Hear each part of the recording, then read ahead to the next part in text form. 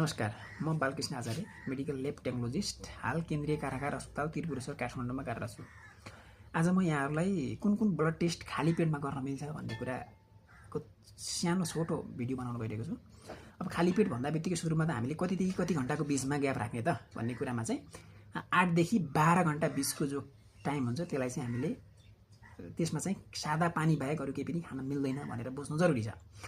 अर्को भनेको अब यो खाली पेटमा चाहिँ कुन कुन ब्लड टेस्टहरू जाँच गर्न मिल्छ भन्ने कुरामा नम्बर 1 मा छ तपाईको ब्लड सुगर एफबीएस, यो चाहिँ खाली पेटमा गर्नुपर्ने हुन्छ। 2 नम्बरमा लिपिड प्रोफाइल जसलाई हामीले मुटुको जाँच पनि भनेर भन्छौँ। नम्बर 3 मा थाइरोइड फङ्क्सन टेस्ट जसलाई हामीले टीएफटी भनेर रिकमेन्ड गरेको हुन्छ। अनि नम्बर 4 मा छ तपाईको चाहिनेमा भिटामिन B12 र फोलेट भन्ने टेस्टहरू हुन्छ, यो पनि हामीले खाली पेट गर्दा राम्रो मानिन्छ।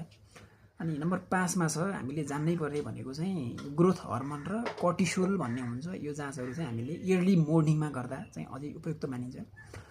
योभन्दा बाहेकका टेस्टहरू भनेको जस्तै इन्सुलिन सी पेप्टाइड भन्ने एउटा टेस्टहरू हुन्छ जसले प्याङ्क्रियासको गतिविधिहरू पत्ता लगाउन हामीले प्रयोग गर्छौँ, टेस्ट गर्छौँ। यो टेस्टहरू पनि खाली पेट गर्नुपर्छ।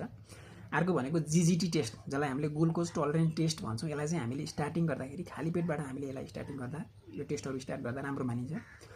र अरू यो बाहेकका अरू टेस्टहरू जस्तै आरएफटी रेनल फङ्क्सन टेस्ट, किडनीको जाँच भइहाल्यो, त्यसपछि गएर एलएफटी लिभर फङ्क्सन टेस्टहरू भयो। यो चाहिँ टेस्ट पनि खाली पेट गर्दा उत्तम मानिन्छ, तर यसलाई चाहिँ हामीले खाली पेट नै गर्नुपर्छ भन्ने छैन, किनभने यो टेस्टहरू जतिखेर गर्दा पनि मिल्छ।